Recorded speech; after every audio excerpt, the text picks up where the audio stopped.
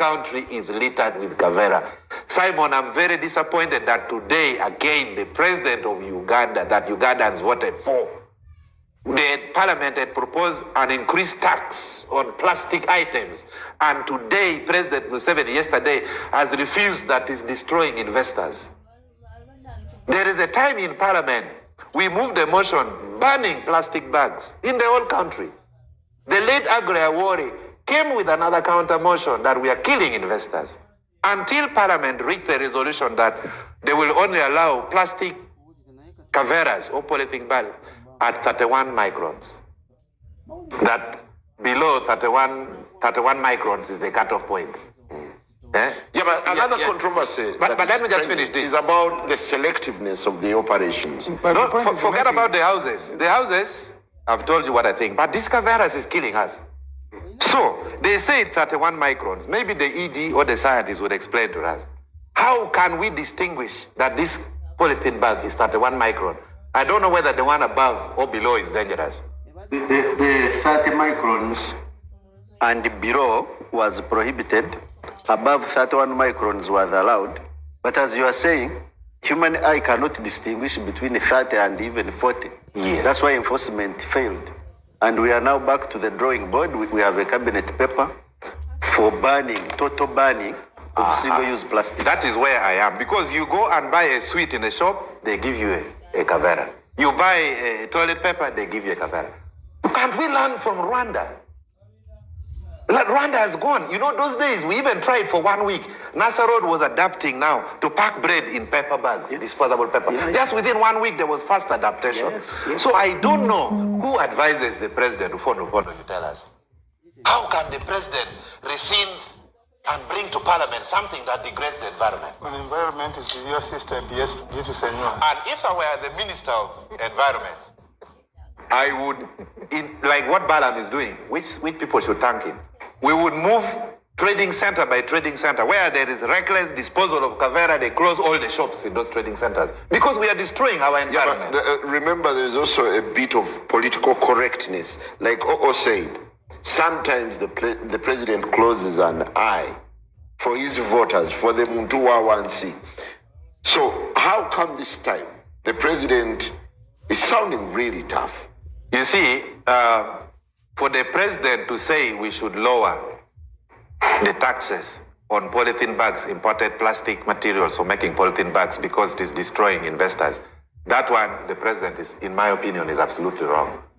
And this is now where the president needs to be engaged in public platforms. Because let me say this. How about on demolitions? These Kaveras take 200 years to decompose from the environment. Yeah.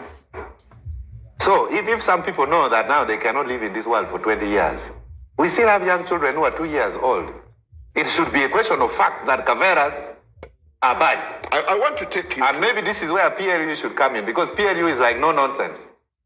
If they wake up on the issue of Kaveras, you will see what will happen. So Nema, you move thumbs high. I pray you even live long. What is happening is to protect the humanity. I want to pick your perspective as a lawyer, because normally there is what we call social justice. There are social safety standards that are always in place for such people. For instance, when their houses are demolished, they have to be settled and compensated. Do you think NEMA is being ruthless and very inhuman? Actually, those people should even pay NEMA for restoring the environment. In fact, the law requires that when you are removed, you are supposed to compensate government for the cost of removing the encroachment. But the president, in so you want to say you are lenient? The president, in his magnanimity, gave he forgave them and said, if you leave voluntarily, you will not be charged. So the president gave the people amnesty. That's why we are not prosecuting them. As long as you are removed, you are supposed to be prosecuted. Sorry, I'll ask you again. Do you find it sensible that you give a person who has occupied a piece of land for years just 21 days? I think there is a misconception on the 21 days. So this is the procedure.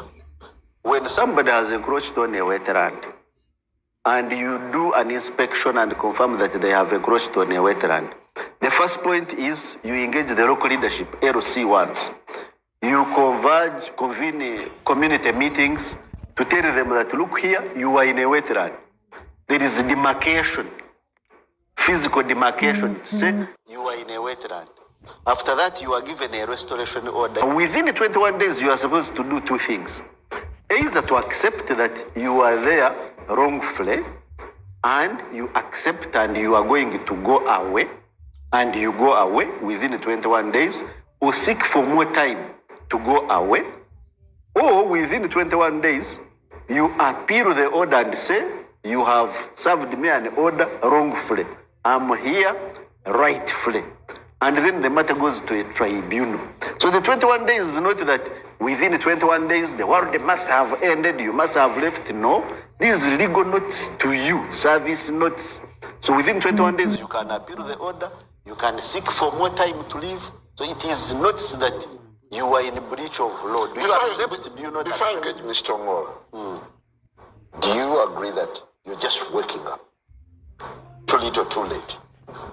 Well, we've had evictions even before I came in 2017, 2022, 2003.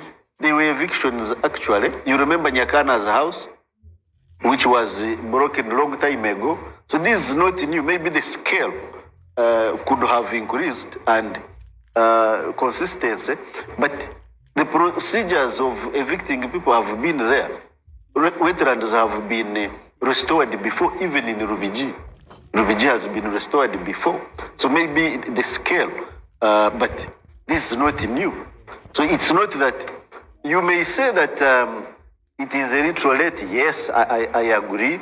We could have done better, but it is not too late to act. If I may give you statistics, in 2015, Uganda was remaining with 8.9% of its land surface covered by wetlands.